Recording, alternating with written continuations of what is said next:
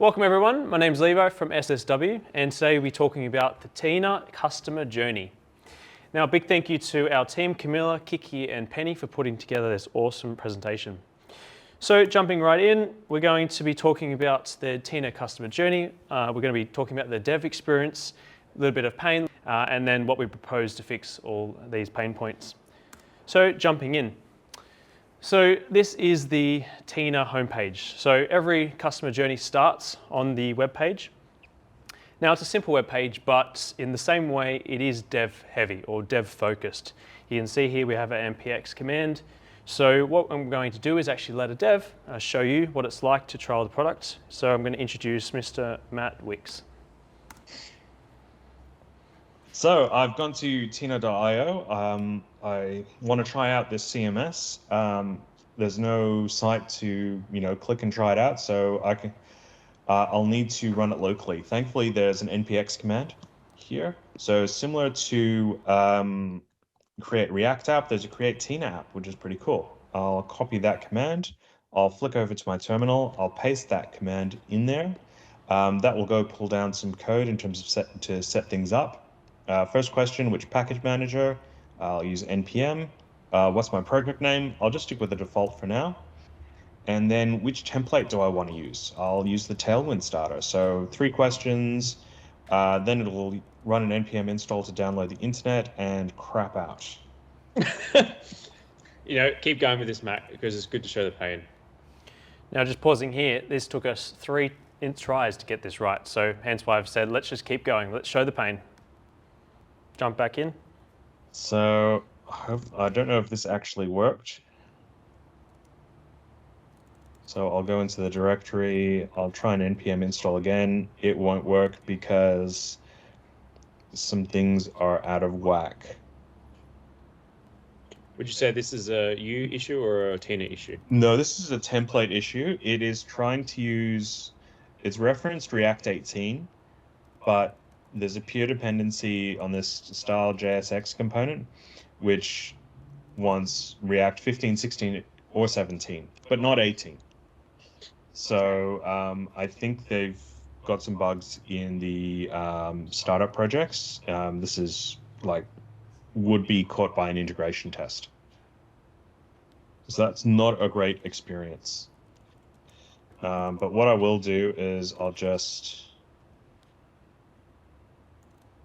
delete that and I'll rerun the command and we'll just choose a different option and see if we get a better result. So I'll try the bare bones starter.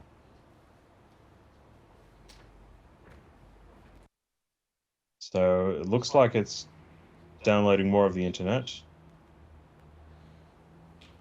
And it's pulling, I saw Tailwind in there as well, which is a bit weird. Cool. So that finished. Awesome. So what I can do now is cd into the my Tina app directory, and it's telling me to run npm run dev.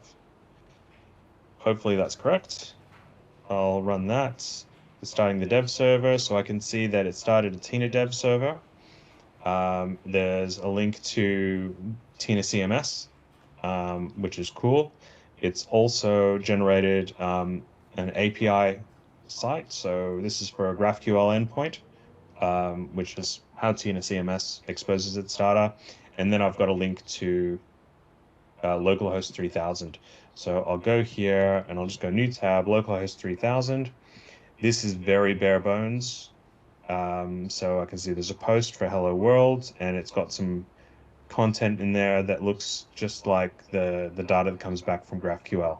So this is super dev focused and not at all non-dev focused. But if I go here and I type in admin, we can see that we've got a live preview on the side.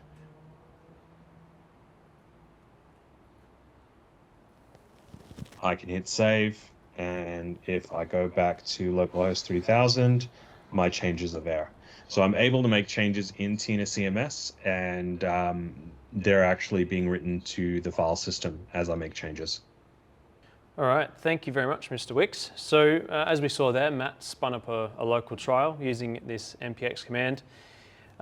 Not a great first impression, a lot of errors, and obviously first impressions count. So before we do that, we're going to be breaking down the video a little bit more though. We're going to be breaking down to see the visual flow that he took, and then we're going to be talking about the pain points and some potential solutions. So jumping straight into that.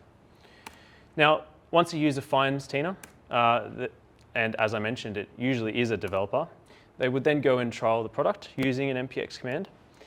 They would have a look at the deployments, they would read the docs, watch the videos, and then they would decide on whether they're going to use TinaCloud or self-host. Now, depending on if this would be a paid tier or not, they would receive a certain type of support. So if it isn't a paid tier, they would receive support through Discord, through the community. If it is a paid tier, they would also go to Discord, but it'd be a priority paid support, so a little bit quicker. What about non-devs? Well, there's not too much non-dev traffic, and well, we're out of luck. You can't really get too far without being a developer, but we'll touch on that afterwards. Now, as discussed, let's jump into the pain points, and there's a lot of them. Number one, well, the templates. They just didn't really work. It took us 3 instances to even get it working. Eventually, we jumped onto the bare bones template, and that just worked. You only get one first impression, as I mentioned. So we want to make sure that these templates are solid. And if they're erroring out, well, people are going to think that we're not maintaining it or we're not up to scratch of what customers need. So as you can see here, a lot of confused faces and a lot of red on the screen. So we want to make sure we fix this. The solution, well, let's make sure the templates work. Let's keep them updated. Let's have some automated tests so we know when things go wrong. And really, as the negatives, there's no reason not to do this. We have to make sure that this is our first priority, because if the devs aren't having a good journey, as we know, it probably won't get implemented into the company.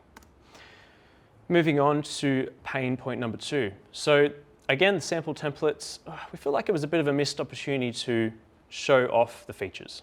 What do we mean by that? Well, have a look here. We have the bare bones template here, and it works. It was able to show an editable field. Well, what can we do that is better than this? Well, let's show off how good these features are inside those fields. Get the people excited. Add the capabilities. Link to docs and videos inside this field. Now, this will incur increased maintenance, but who cares? It's awesome. Let's show the features. Now, this is a bit of a demonstration on what we could potentially look like. It's rough, yep, but you can see we have a few markdown tables heading. We have a little demo video to TinaCMS. Now this would be embedded and they can actually see that they can edit videos, add videos, remove videos, and then a little call to action, try TinaCloud. Let's try and get some revenue out of it. And obviously link directly to our docs, which is awesome for support. And would you look at that? You have some issues, jump onto Discord. It's in the editable fields. Now we do something similar at SSW. We have our rules that are editable. And when you go to rules to better rules, you can actually edit the fields that you can use. So pretty cool situation that SSW is already doing. Jumping to our next pain point, support. Well, as you saw, Matt had a few issues when he was going through the trial, and he didn't really have any support. You know, there were no email address, there was no button, there was no contact us. What do we have to do? Well, as mentioned, you have to go through Discord. Now, issues with Discord, there's no inquiry acknowledgement, there's no expectation set.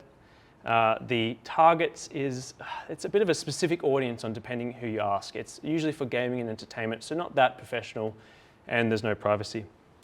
Alternatively, you can open up a GitHub issue, but the user needs to know about GitHub, and usually it's for tracking bugs. Once again, no privacy. So what do we do? Well, if you do have an issue, what you would do is you would go to the doc site on Tina, you would click the community Discord server button. This would then take you to Discord. There you can see the help tab and you can lodge your post, and maybe one day they will come back to you. Maybe, who knows? We're not sure. So our solution, well, for our paid customers at least, why not have an email ticketing system? Now, this is a nice to have, and for the reasons I'm about to tell you. It is pretty cool though, like it sets expectations. It does give you an automated ticket number that you can track. You have that one-on-one support. They do incur additional licenses, but let's not worry about that too much, because we want to make sure that our paid clients have the support that they deserve. And obviously, our sysadmin team will need to be trained in order to help our clients. Now, I just mentioned that we're not going to worry about this at the moment. The reason is because Tina's only receiving 1 or 2 issues a day on Discord. So it's not like there's people running down the block trying to get help for their issues. Now, our option 1 is to keep Discord. At the moment, there would be a little bit of a training day involved for our sysadmins to make sure that they're across the errors that do come up. And then obviously the sysadmin team to monitor the Discord. Now, when we do get Tina to be an acceptable level of usability and an awesome product that everyone is using, which it will happen one day, we can then look at the ticketing system. So something like Zendesk or other software where we can have those features, we can have the ticketing numbers, we can have the support in a little bit more of a professional way. Again, initial setup, about a week to implement, and then of course the ongoing support from the sysadmin. So let's just take a step, zoom out for a second. We mentioned that this is the customer journey at the moment. That's the dev journey. And that's the non-dev journey, of course. So what's the next step for a developer? Well, they have to decide what they're going to do with the hosting. Are they going to do the TinaCloud route, or are they going to self-host? So that leads us into our next point, which is a demo done by our famous Kiki, senior sysadmin, and he's going to run us through demoing what it's like to use TinaCloud. Good morning, everybody. I'm Kiki from SSW. I have Levi with me. And I am going to take you guys through today the TinaCloud hosted version of Tina. So for whatever dev or non-dev, if they want to spin up a TinaCloud website, they are able to with some hurdles. So let me take you through this. So if you don't already have a TinaCloud account, you would need to click on the sign up button up here. And then you can register with GitHub, or you can register with your own email address and password. I already have an account, so I'm going to click already have an account. I am already authenticated with GitHub, so let me just authenticate it here. Username, and password, MFA.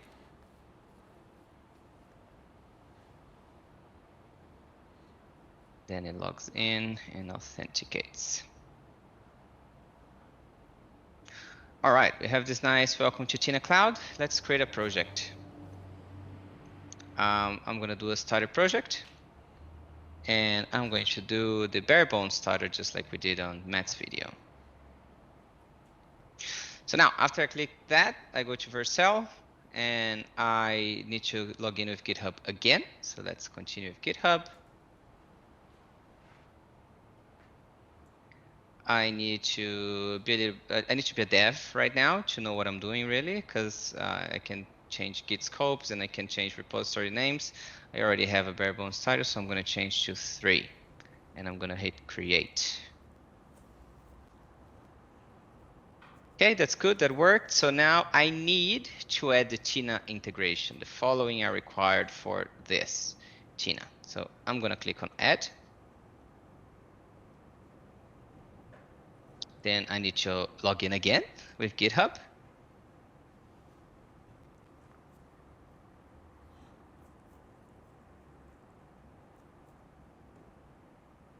In a perfect world, would you have to log in again?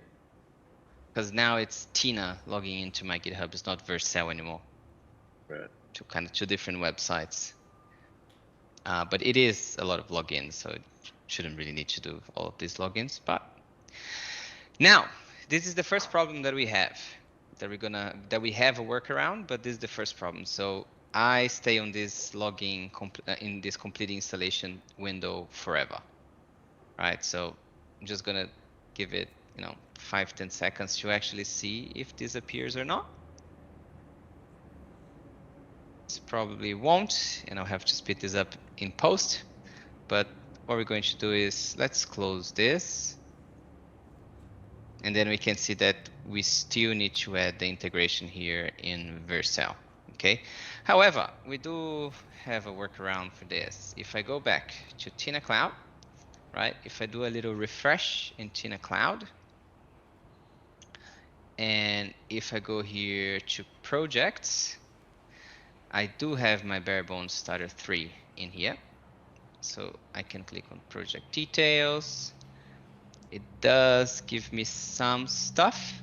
Okay, so I have configuration, tokens, all of this. Let me see if I can actually view the site. So click on view site. Deployment not found, probably because of the problem that we had before. Let's try this again. Let's try edit site. AK 404, deployment not found. It is not great. So let's configure this. One thing that I did last time that kind of worked was entering a new URL in here. Okay, saving the configuration. Let's go project details again. Let's try editing this site again. No, 404 not found. Okay, so it looks like there is a way to kind of quickly spin up a website in the cloud, but it craps out in the middle of the process, and we can't really, edit or view. I might be doing something wrong in here, but for me, for a non-dev, for a devy, even I don't know what to do now without, looking at docs, or it doesn't help me any more than this. All right, thank you, Kiki. So as you saw, we didn't get too far with the TinaCloud demo. We're not going to get too bogged down on the details around this, but because we do have a TinaCloud team working on it. However, you got the general idea of what it's like to sign up for a trial and to create a project, and pending that all working, it's pretty good, pretty simple, pretty straightforward. However, that does lead us to our next point. It's extremely dev heavy. So you need a dev to set up a demo or a devy. There's not a lot of contact with the sales team. There's no pre-sales questions or support. What can you do this? Can you do that? It's kind of all read the docs, watch the videos, and give it a go. So some pre-sales support wouldn't go astray. Our answer? Well, this is the current homepage, but with the small addition of a nice orange button. Try TinaCMS now. So we'd find that this would be a nice way for non-developers to be able to use the product. It would spin up a nice little instance or a live demo where you could give the product a go, and developers like the easy route as well. I'm sure they would love to do that instead of running the NPX. So it could be for both developers and non-developers. So that would be our solution for this pain point. Want to run the live test environment, and obviously this will incur some dev hours to make this run, but I think it's well worth the pain. Moving on, so our website experience is our next pain point. It's extremely text heavy, even developers looking at it, not too sure where they're supposed to be looking. The flow isn't 100% what we want it to be. The benefits over the other competitors, they aren't exactly clear. I kind of expect to have some screenshots and some numbered systems. It's a little bit hard to find as well. It's right down in the footer at the bottom. Compare Tina to other products. We want to bring this up to front and center. Now, top right-hand corner, as we'll see in a second, there's the sign up and login button. What are you signing up for? Are you signing up for CMS, for cloud, for the newsletter, for Hoyt's watching June 2? We're not sure. What are you signing up for? So we want to make this a little bit more easy to understand for all non-devs and developers. And the tagline, well, I don't know. It's not that catchy. It works, but let's make it better. And why not throw a video in there? There's a nice animated GIF, but let's go to the next stage. Let's show a nice intro video on the homepage. Now, we just mentioned the competitor, or looking at competitors and against Tina. You can see right down the bottom in the footer all the comparisons, and then when you do look at the, say, for example, Contentful versus CMS, we're missing those screenshots. So as I mentioned, not the best situation there. But moving on, our solution, well, let's assign a designer to have a look through the website. I'm sure they have some great ideas to make this the best website for a CMS. A wizard. So for the sign up button, let's have a little wizard. What are you signing up for? Make the sign up flow better. Are you a developer or a non-developer? Who are you? What are you trying to sign up for? The homepage, well, in a word, sexy. Let's make it sexy. And there's no downside. So let's have a look at it. So you can see our awesome marketing team have got their hands on it. We've changed the tagline to the best CMS for GitHub. We've also added a nice try CMS, TinaCMS now button. We've added a nice video so we can see Adam learn how to use Tina. So some great additions there, and in the top right-hand corner, a little wizard, which essentially is saying, click me to see where you want to go. You know, it could be also a chatbot in the bottom, but we just need to add a little bit more direction to what you're signing up for. Now this leads us nicely into what you would do if you were looking at this product, which is pricing. So pay number 6, currently there are 4 tiers, which we'll have a look at. There's a massive gap between the tier. One starts at 30, the other one jumps to 600. We want to make sure we condense that, work on that a little bit. It's not clear what users or all the roles are. The per project pricing model is difficult to understand, and it's hard to compare the tiers. And well, we want to add an open source free tier, so that's nowhere to be seen as well. Now this is what it currently looks like. And what we're proposing is a new pricing model, potentially. So possibly a per user pricing model. This will be easy to estimate because it's per user. It would go up based on features, and if you didn't need features, it would go down, not the number of projects. An easy, nice comparison table with ticks and crosses. Now, obviously, the negative is it might not be financially possible. We haven't run the numbers exactly. There might be AWS costs for the reason why it's $600 for that certain tier. But high level, we definitely feel like we need to move these numbers around. Now, this is Atlassian, the Jira software. It's nice. You just put your users in. You want to pay it monthly, annually. You want to look at, you have the nice free tier there. Free for 10 users, awesome. So this could be a nice way that we can compare to other models. So as discussed, this is the journey. What do we want to do? Well, let's add a non-dev tier or a non-dev flow in it. Once the non-developer sees the website, they see the nice big try now feature, it'd be easier to understand what they're actually signing up for. This would also help us with some consulting. So the question remains, do I need help implementing this into my company? Well, if it's yes, they contact the Tina sales team and they're able to get us on board to help them implement this. If it's no, well then they go down the standard flow of working out whether they need to self-host or use TinaCloud. So that's what we're proposing currently. So a little bit of pain, or a little bit of extra pain, or bonus pain, everyone loves pain, SEO. Now, Tina is very niche. It's hard to find, hard to stand out. How do you find it? Well, look at the keywords we used. CMS, headless CMS, GitHub CMS. Why is it not coming up? Well, what did we do? Well, we typed cloud Git-based CMS. Still didn't find it. We had to go through a third-party website. I think it was Forbes. What did we have to type? Well, we actually had to physically type cloud markdown CMS, and we found it. I'm not even sure if it was on the first page, but we found it. So definitely need a solution for this. And what better than to work on ads and SEO? So get our SEM set up. Get a plan in place. Make sure we get our SEO going. Obviously, this will take time to research the market. It would require some extra budget, but I think we can all agree it's well worth the money spent. So what about a summary? Well, this is the backlog that we've put together, a high-level backlog. 1 and 2, we want to make sure we fix templates.